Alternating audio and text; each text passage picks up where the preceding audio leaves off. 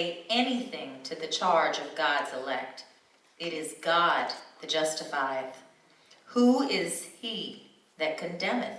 It is Christ that died, yea, rather that is risen again, who is even at the right hand of God, who also maketh intercession for us. Right there. Thank you.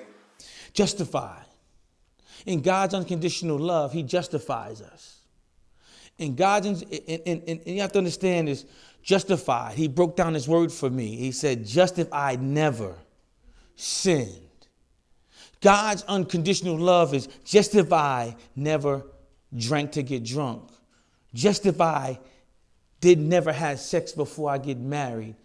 When you become salvation, becomes a new justification for you. Through God's unconditional love, he begins to say, I can renew you. But you have to do something. But first we have to get past feeling guilty by the things that we do. So now, because what we've done puts a limit on to where God is trying to pull us out from. We sit in our mess and God's saying, I want you. But we won't allow God to freely love us because we won't forgive ourselves.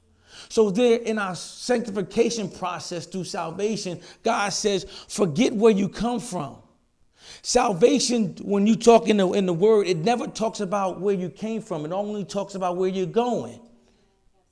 So we hold on to where we come from and say, God, I'm not worthy. But God didn't ask you whether or not you were worthy.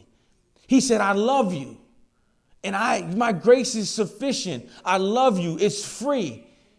But we, because of the hurt that we've gone through, we don't even allow God's love to really freely be given to us. He gives us so much.